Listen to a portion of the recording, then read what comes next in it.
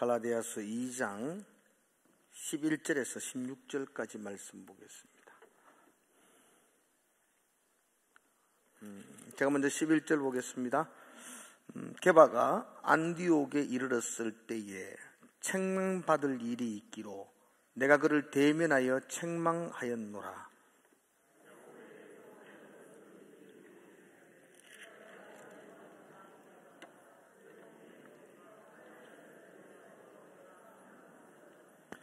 남은 유대인들도 그와 같이 외식함으로 바나바도 그들의 외식에 유혹되었느니라.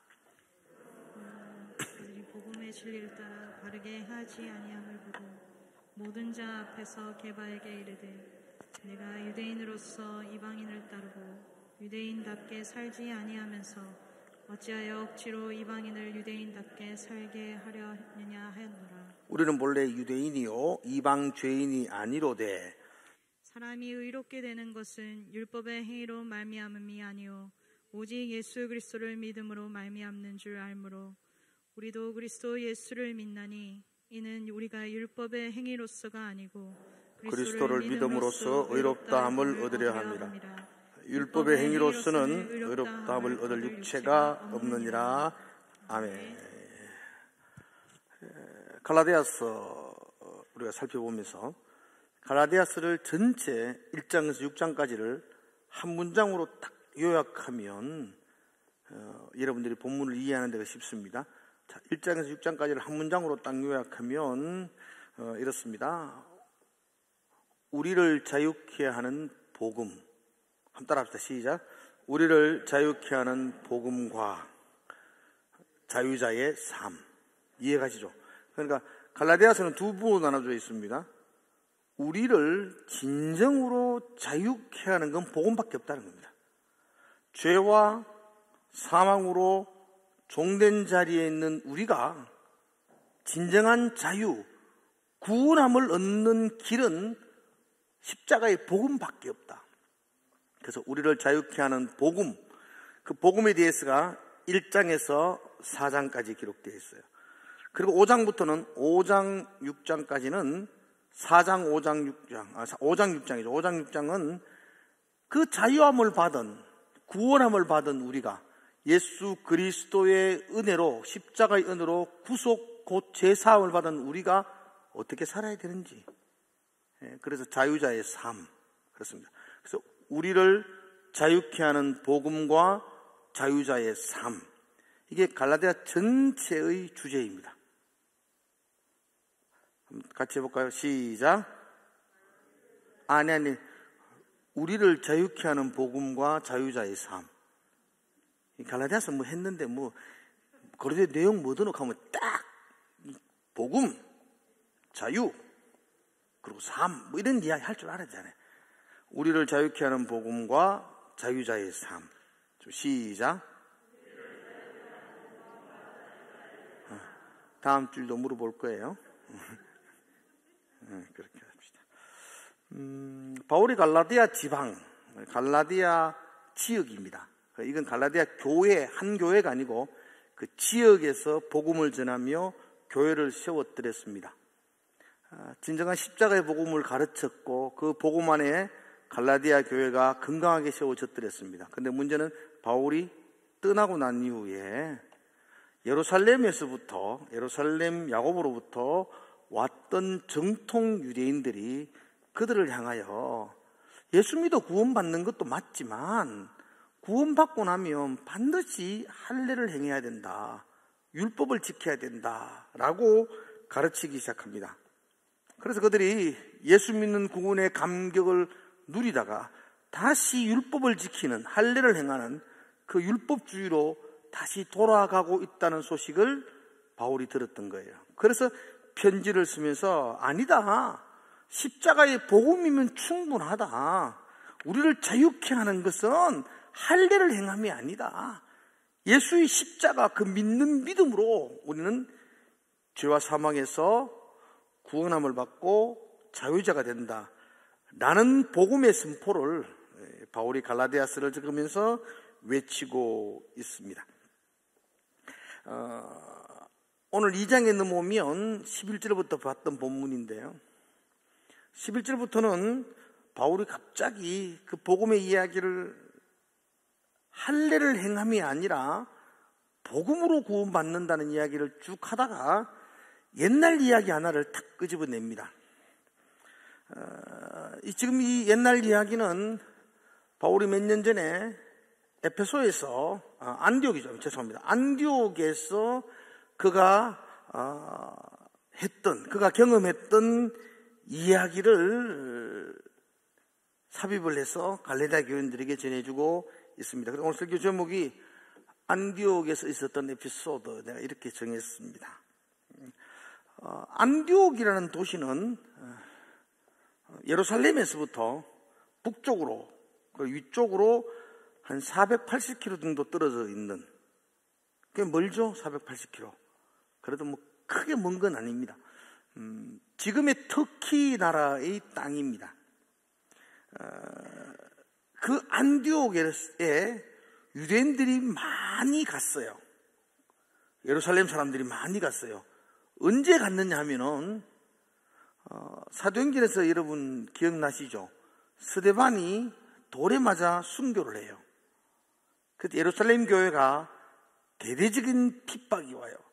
그 스데반이 순교당하고 수많은 예수 믿는 사람이 붙잡혀서 순교를 당할 때에, 그때에 그 예루살렘에 있던 유대교 그리스도인들이 개나리 봇좀 하나 짊어지고 480km 떨어져 있는 북쪽에 있는 안디옥까지 피신을 간 겁니다.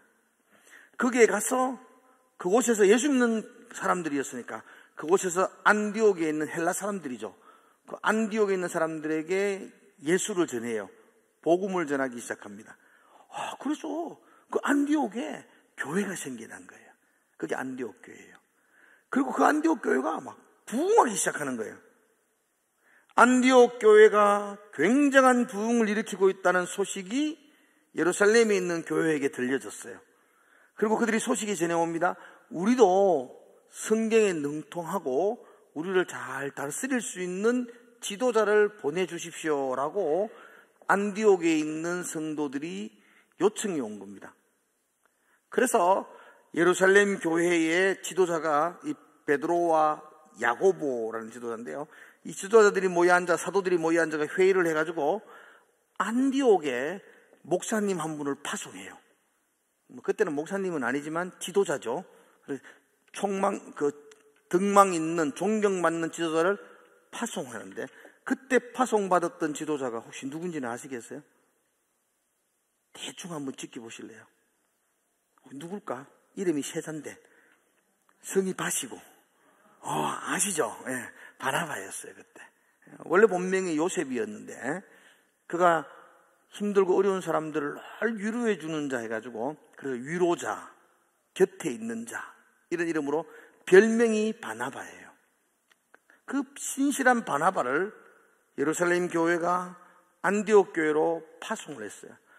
그러니 그 바나바가 와서 목회를 하니까 그 교회가 얼마나 부흥이 되는지요. 얼마 지나기 지나서 바나바 혼자로서 그 교회를 잘 이렇게 건강하게 세우기가 너무 힘이 들어서 부목사 한 분을 초빙을 했어요.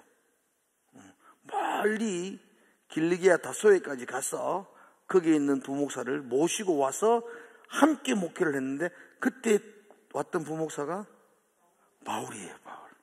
그때 바울이었어요. 사실 부목사도 아니고 아마 교육전사 정도 돼요. 바울 그때 당시로는. 사실 바울은 그때 예수 믿고 예수님 다메섹에서 만나고 아라비아로 갔다가 고향 길리기아 다소에 와 있었거든요.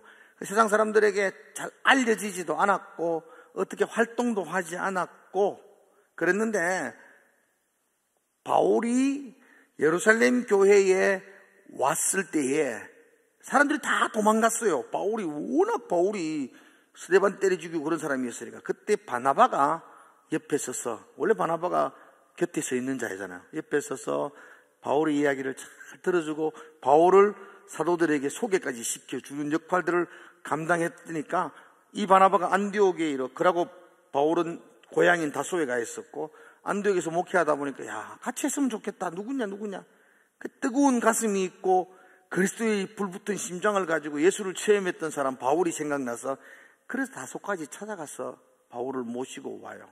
그래서 함께 안디옥을 목회해요. 안디옥 교회 원래 담임 목사는 바나바고 부목사가 바울이다. 원래 그렇게 그 전체적인 것은 바나바가 다 하고 있는 거예요. 자, 그렇게 목회를 하고 두 사람이 목회를 하다가 안디옥 교회가 기도하고 이 두 사람을 따로 구별해 세워서 선교로 보내죠. 그래서 세계 선교의 전초 기지가 이 안디옥 교회입니다. 그 안디옥 교회에서, 안디옥에서부터 비로소 성경에 보면 비로소 사람들이 저 사람들은 그리스도인이야 라는 별명을 붙여주었어요. 그러니까 안디옥 교회가 얼마나 아름다운 모습으로 건강하게 세워졌는지 우리가 알 수가 있습니다. 그 바울이 안디옥에서 잠시 바나바와 함께 좀 바나바를 도우면서 목회를 할 때에 있었던 이야기를 지금 2장 11절에서부터 전개해 놓고 있습니다. 자, 11절에 한번 볼까요? 11절. 어떤 일이 있었는가? 거기서 11절. 자, 같이 읽읍시다. 시작. 게바가 안디옥에 이르렀을 때에 책망받을 일이 있기로 내가 그를 대면하여 책망하였노라. 게바가 누구죠? 베드로입니다. 게바는 베드로인데 아마도 바울이 거기에서 바나바와 같이 있는 동안에 베드로가 이렇게 순회하기 위해서 안디옥 교회가 부흥된다니까 그게 이렇게 들렸던 것 같아요. 그래서 게바가 베드로가 안디옥에 이르렀을 때에 그 다음에는 굉장한 이야기가 나와요. 책망받을 일이 있기로 내가 누구죠? 바울이 그가 누굴까요? 베드로를 대면하여 책망하였노라.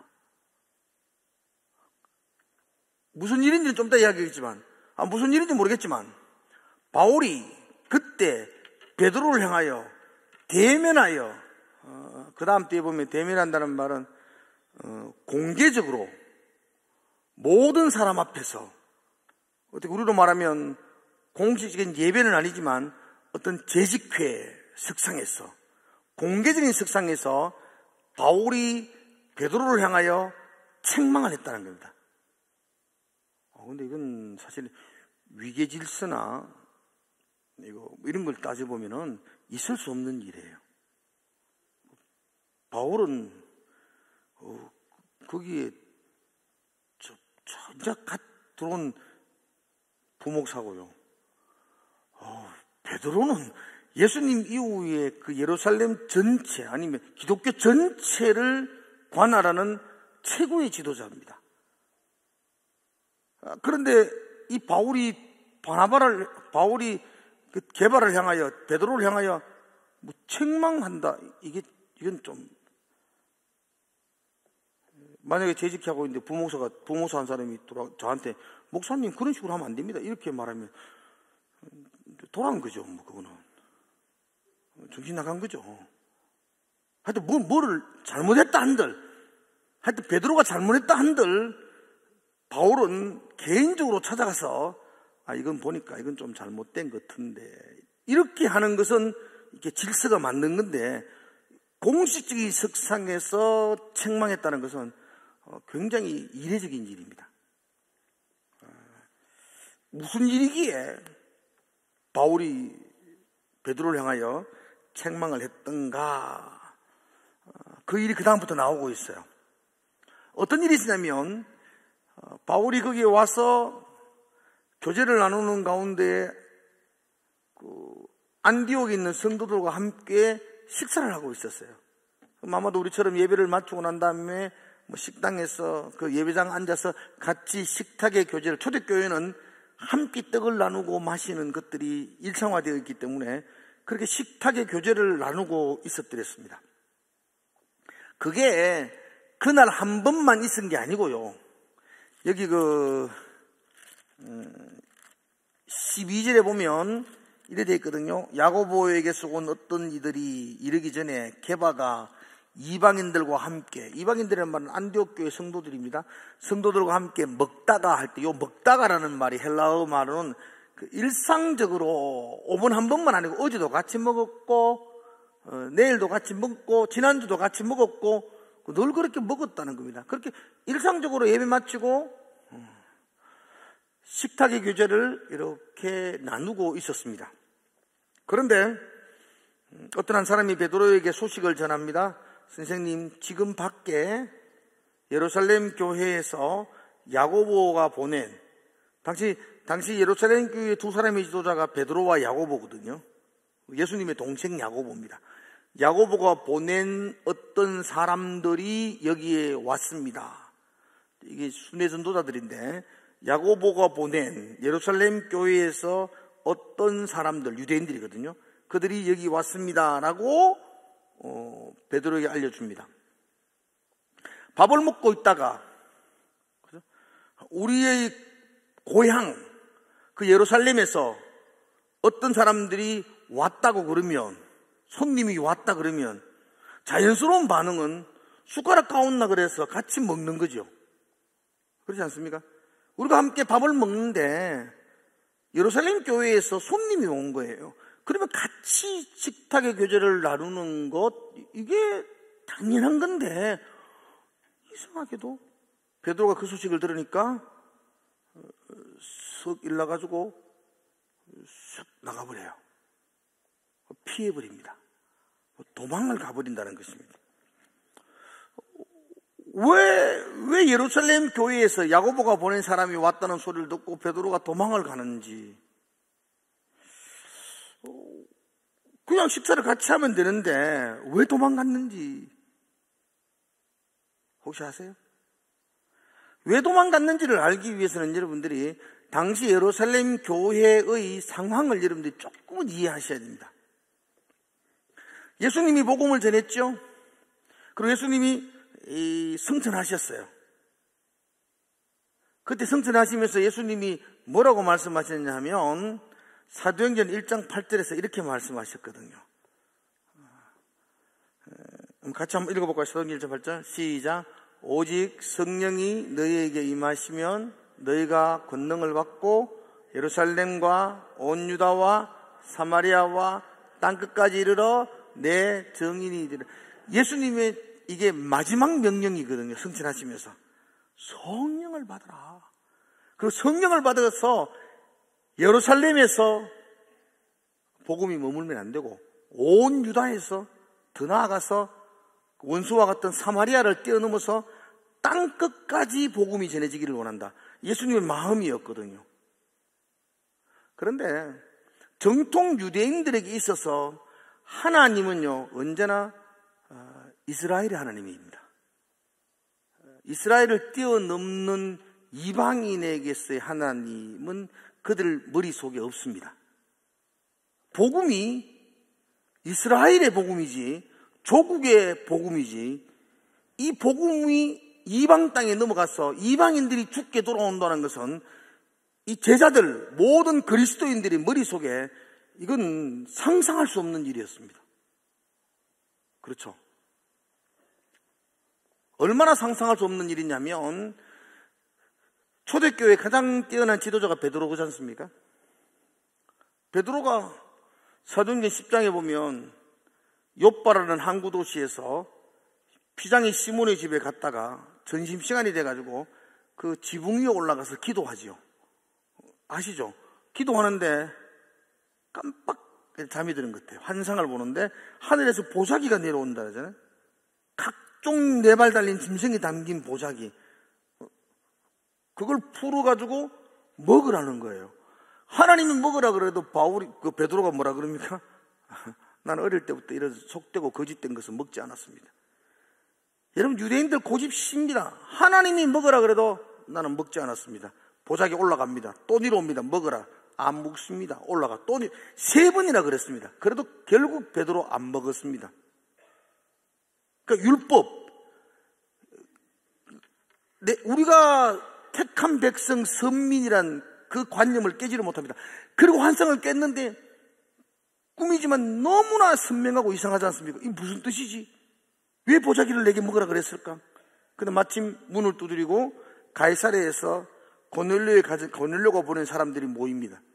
우리에게 와서 말씀을 전해 주십시오. 성령 하나님이 가라 그럽니다. 여러분, 베드로는 이방인들에게 갈 생각 자체가 없었습니다. 근데 하나님이 가라 그럽니다.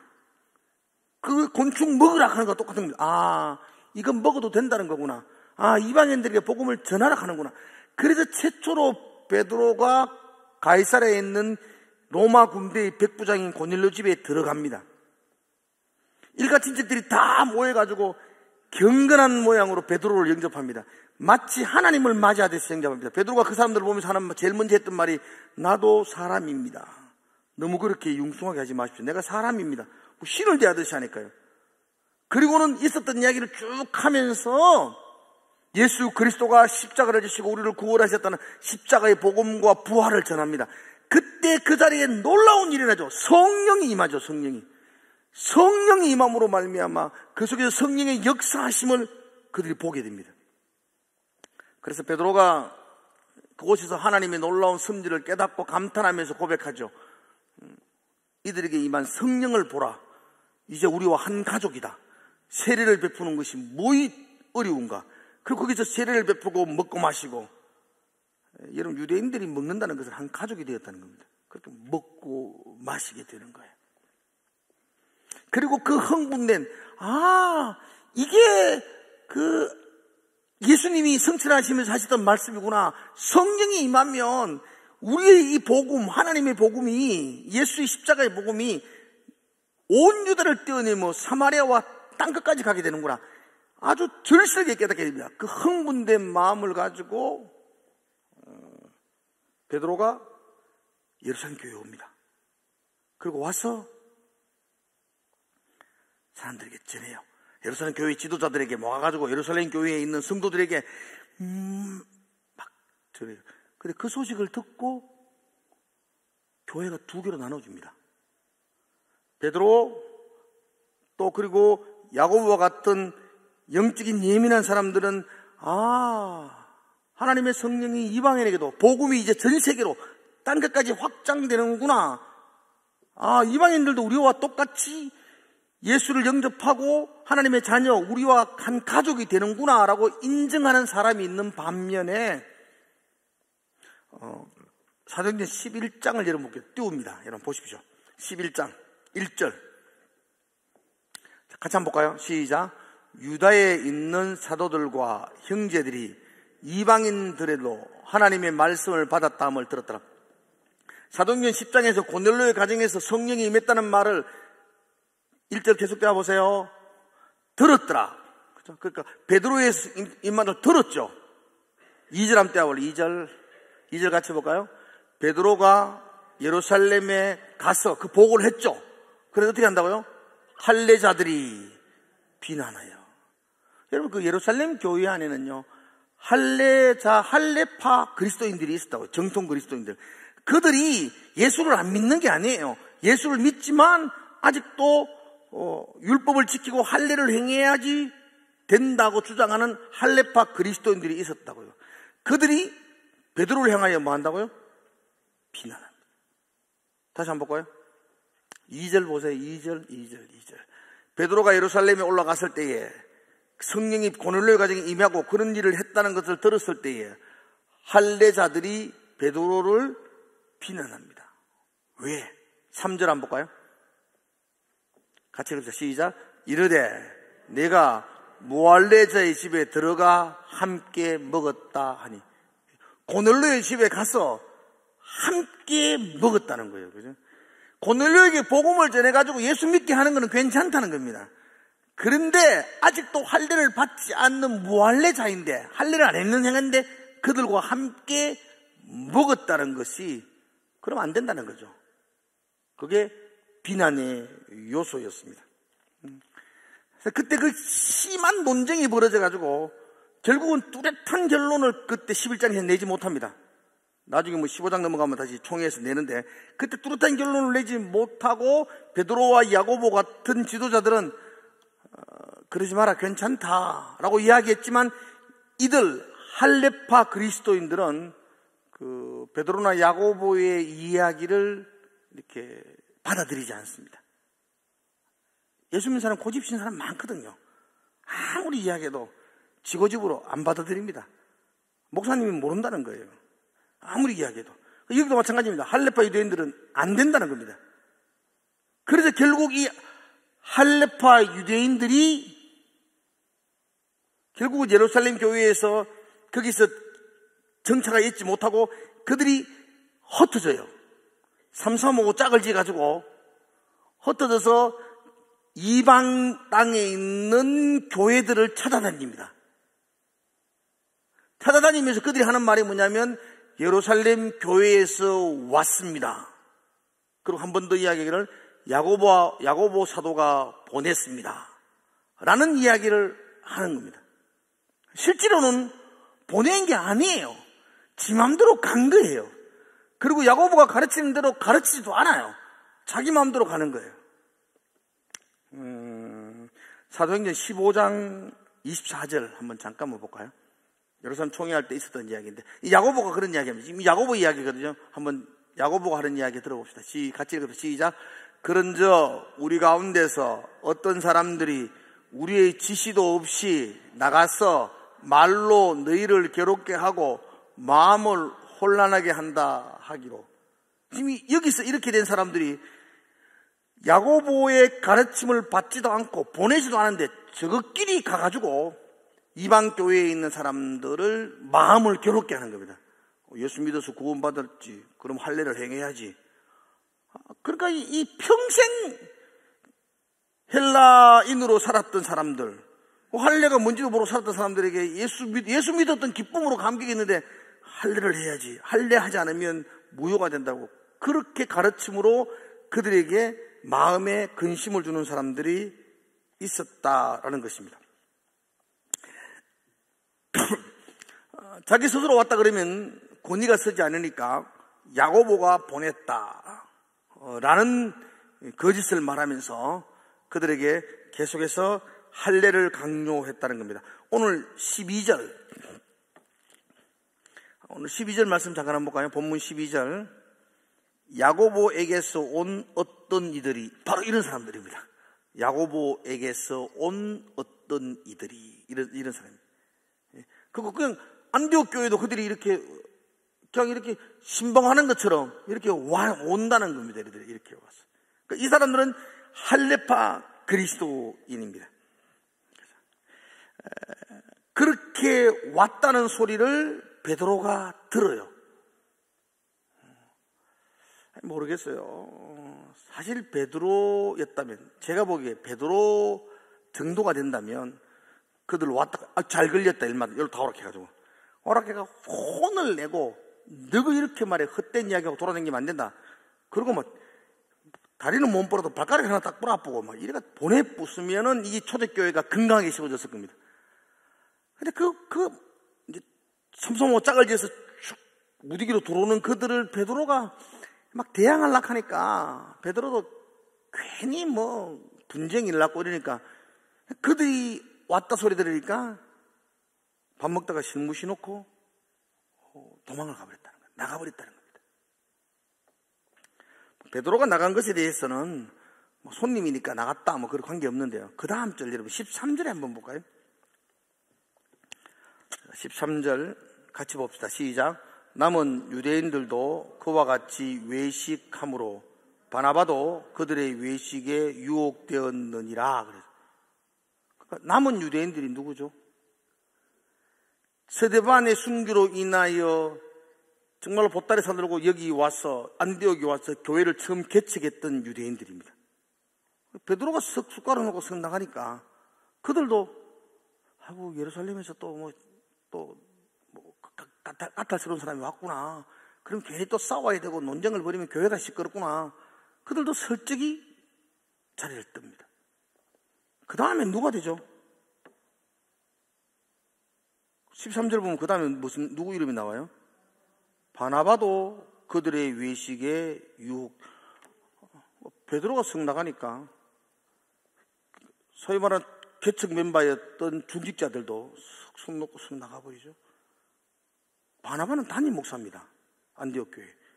바나바도 슉 놓고 슉 나가버렸다. 그렇게 말하고 있습니다. 베드로 한 사람은 손님이니까 나갔다 갔다 뭐 해도 뭐 그 다음에 수습할 수가 있는데요. 그 남은 유대인들이 그랬다는 것, 그 특별히 바나바가 그렇게 했다는 것은 굉장히 수습할 수 없는 일입니다. 이거는. 그럼 안디옥에서 복음을 들었고 그 복음의 감격으로 예수 믿는 그리스도인이 되었던 이방인들, 헬라인들, 그 사람은 뭐 생각하겠습니까? 유대인들이 우리를 벌레 취급하는구나. 아니 얼마 전까지만 해도 뭐 예수 안에서 형제입니다, 하나입니다, 막 그렇게 하다가 오늘 보이 다 숟가락 놓고 도망가네. 바나바까지도 그러네. 이 안디옥 교회의 새 가족들인데 이들이 받는 배신감이나 충격을 무엇로 해명을 할 수가 있겠어요? 이게 누가 와서 그걸 해석을 해줄 수 있겠어요? 바나바도 나가버렸는데 그럼 거기 밥 먹었던 다 사람들 우린 뭐야? 저 사람들은 진정 우리를 가족으로 생각하지 않네. 여러분, 유대인들은 그리고 당시 중동 지역에 있는 사람들의 식사 문화는 우리하고 다릅니다. 우리는 그냥 앉아서 집사님 밥 한 그릇 하지요. 그건 하지 말자는 겁니다. 그거는. 그죠? 밥 한 그릇 하죠. 걔가 밥 한 그릇 한 적이 있습니까? 한 번도 안 하잖아요. 우리는 그런 거 별로, 그 인사말입니다. 그냥 그 밥 한 그릇 하죠. 했다고 해서 전화 와가 밥 합시다 이렇게 하면 곤란해요. 그거는 그냥 지나가는 인사말이라고. 우리는 우리 문화 속에는. 그죠? 근데 유대인들은 안 그렇습니다. 유대인들은요, 같이 식사를 한다는 것은 너와 나가 한 형제다, 한 공동체다, 한 가족이다는 것을 증명하는 겁니다. 제가 전에도 말씀드렸죠. 지금도 유대인들은요, 옆집에 한국 사람 유학생들이 있어도 10년이 지나도 같이 밥 한 그릇 안 합니다. 밥에가 주기는 주는데 우리 집에 와서 같이 밥 먹자. 밥 먹자 하면 국솥에 니도 국도고 나도 국도고 이러면 지금도 정통 유대인들은 다 외국 사람은 다 이방인이라고 생각하거든요. 이방인 고로 죄인입니다. 죄인이 국그릇에 손 담그면 그 국그릇이 죄가 되는 거예요. 내가 그거 떠가 먹으면 죄를 내가 먹고 마시는 게 되지 않습니까? 그러니까 절대로 같이 식사 안 합니다.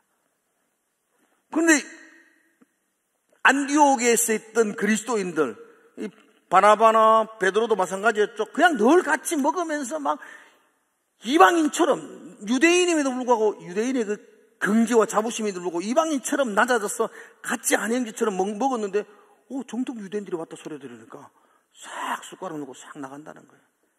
그때만 했던 것들이 다 외식이고 다 거짓말. 그런 사람들이 가르치는 복음을 내가 어떻게 받아들이겠느냐. 아주 심각한 안디옥 교회에 문제가 생기게 됩니다. 그래서 베드로가 바울이 베드로를 향하여 그 은밀하게 목양실에 찾아가서 이야기한 게 아니고 전체적인 석상 앞에서 14절의 말씀 한번 볼까요? 14절 같이 시작. 그러므로 나는 그들이 복음의 진리를 따라 바르게 행하지 아니함을 보고 모든 자 앞에서 게바에게 이르되 네가 유대인으로서 이방인을 따르고 유대인답게 살지 아니하면서 어찌하여 억지로 이방인을 유대인답게 살게 하려느냐 하였노라. 그러니까 모든 자들이 보는 앞에서 이 사람 후배인 바울이 그 대선배인 베드로를 향하여, 여기 지금 우리나라 번역이 굉장히 어려워요. 그런데 이런 말이에요. 당신이 어제까지만 해도 이방인들처럼 같이 뒹굴고 지냈는데 이제 와서 유대인처럼 행동하고 이제 와서 우리 이방인들 교인들을 유대인처럼 살아라고 하는 게 맞느냐, 당신이 그럴 수 있느냐 라고 신랄하게 책망을 했다는 겁니다. 어제까지는 이방인과 유대인이 한 가족이다라고 그렇게 말해놓고는 이제 와서 그렇게 외식하는 게 그게 올바른 거냐라고 모든 사람이 있는 앞에서 공개적으로 딱 책망을 합니다. 그러면서 바울이 이렇게 이야기하죠. 16절 마지막 절이니까 같이 한번 볼까요? 16절 시작. 사람이 의롭게 되는 것은 율법의 행위로 말미암음이 아니요 오직 예수 그리스도를 믿음으로 말미암는 줄 알므로 우리도 그리스도 예수를 믿나니 이는 우리가 율법의 행위로서가 아니고 그리스도를 믿음으로써 의롭다함을 얻으려 함이라. 율법의 행위로서는 의롭다함을 얻을 육체가 없느니라. 그러니까 우리는 믿음으로 의롭게 되는 거지, 그리고 십자가의 복음으로 얻게 되는 거지, 할 행해서 의롭게 되는 건 아니다. 근데 왜 외식을 하느냐라고 따끔하게 지적을 하고 있습니다. 여러분, 이렇게 공개적으로 했던 근본적인 이유는 그 상처받은 안디옥에 있는 헬라인들을 위로하기 위함입니다. 그죠? 지금 바울이 베드로에게만 책망한 게 아니에요. 거기에 남아있는 유대인들과 더 나아가서 모든 자들에게, 바나바에게도 동일하게 책망을 하는 겁니다. 잘못했다. 공식적으로. 우리가 잘못했다. 죄송합니다. 복음은 그런 게 아닙니다. 우리는 믿음으로 의롭게 되는 것이 그게 복음입니다. 우리가 식사 자리에서 숟가락을 놓고 나간 것은 그건 외식이었습니다. 잘못했습니다라고 공식적으로 지적을 하고. 근데 놀라운 것은 여기에 베드로나 또 바나바나 유대인들이 한마디도 대꾸를 안 합니다. 한마디도 대꾸한다는 것은 무슨 말이죠? 인정한다는 겁니다. 미안하다. 내가 잘못했다. 나는 그냥 교회에서 그 정통 켈랍 그 할레파 그리스도인들이 올 때에 그냥 그거 보면 막 분쟁이 생기고 또 막 소란하게, 사도행전 11장에서 소란하게 했거든요. 또 소란해질까봐 교회를 잠잠하기 위해서 나는 그냥 설머지 자리를 피하면 된다고 생각했는데, 그 일로 인해서 정말로 교인에 있는 새가족들이죠, 그 이방인 그리스도인들이 상처를 받았다면 정말로 우리가 잘못했다. 그래서 새까만 후배가 그렇게 지적하는데 베드로가 아무 말도 하지 아니하고 그 말이 맞다고 인정을 하는 겁니다. 그리고 이 이야기를 갈라디아 교회에 편지를 보내면서 이 이야기를 그대로 하는 겁니다. 그대로 한다는 이야기는 지금 갈라디아 지방의 교회들도 동일한 문제로 인하여 몸살을 앓고 있다는 거죠. 거기에 왔는 사람도 다 예루살렘에서 보내온 사람들이었습니다. 다 그 거짓 선지자들입니다. 보낸 적도 없고 지시한 적도 없는데 저것끼리 갖는 사람들입니다. 그리고 그들은 율법에 사로잡혀 있는 그 할레파 그리스도인들입니다. 그래서 그들이 예수 믿고 구원받았기는 맞지만, 그러나 구원받은 후에는 할례를 반드시 해야 된다라고 잘못 가르치는 사람들이었습니다. 그들에게 바울이 편지를 보내면서 이런 일은 몇 년 전에 안디옥에서도 있었다. 그때 예루살렘 교회 지도자인 베드로나 모든 사도들이 할례 행하지 않아도 된다는 걸 다 인정했다. 복음이면 충분하다고 인정했다. 우리는 복음 안에서 한 가족이라는 것을 다 시인했다. 반박하지 않고 다 인정했다. 그러니 그들의 속임수에, 그들의 거짓말에 속지 마라. 그렇게 편지를 보내고 있습니다. 여러분, 십자가의 복음이면 우리의 자유케 하는 것은 충분합니다. 그죠? 문제는 그렇게 자유함을 받은 사람들이 이제 어떻게 살아야 되는지는 우리 몫이죠. 그러나 그것이 우리의 구원에게 조금도 영향을 끼칠 수가 없습니다. 그게 복음입니다. 그리고 복음의 진수와 같은 구절이 하나 더 있는데요. 한 절만 찾아볼까요? 3장 28절이거든요. 뜹니다. 자, 같이 한번 볼까요? 자, 고개를 드시고 3장 28절 한번 같이 보겠습니다. 시작. 너희는 유대인이나 헬란이나 종이나 자유인이나 남자나 여자나 다 그리스도 예수 안에서 하나이니라. 아멘. 이게 복음입니다. 이게. 여기 대조를 했죠. 유대인이나 헬라인이나 또 종이나 자유자나 주인이나 그리고 남자나 여자나. 유대인들은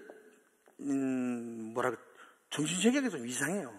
근데 아침에 일어나면 유대인들은 감사 기도를 드리는데요. 뭘 감사 기도를 드리냐면 하나님 나를 유대인으로 태어나게 주셔서 감사합니다. 그런 기도드려요. 그러니까 여러분들 유대인 아니잖아요. 여러분들은 다 유대인들이 생각할 때는 다 지옥의 땔감 정도로밖에 생각합니다. 자기는 저런 지옥 갈 사람들이 아닌 유대인으로 태어난 게 너무 감사하다고 아침마다 그런 기도 드립니다. 또 기도 드리는 것 중에 하나가 나를 종으로 태어나지 않게 하시고 자유자로 태어나게 해주셔서 감사합니다. 또 세 번째 기도가 여자가 아니라 남자로 태어난 게 감사합니다. 저도 감사합니다. 남자로 태어난 게 이게 자기들이 우월적인 거거든요. 유대인이라는 것, 주인이라는 것, 그리고 남자라는 것.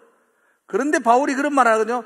복음 안에서는 유대인이나 헬라인이나 종이나 자유자나 남자나 여자나 똑같다. 하나다. 이게 복음이다. 복음이다, 이게. 그죠? 이게 복음입니다, 여러분들. 교회 안에서는 많이 배운 사람이나 적게 배운 사람이나, 교회 안에서는 돈이 많은 사람이나 돈이 적은 사람이나, 교회 안에서는 몸이 건강한 사람이나 몸이 좀 불편한 사람이나 하나다.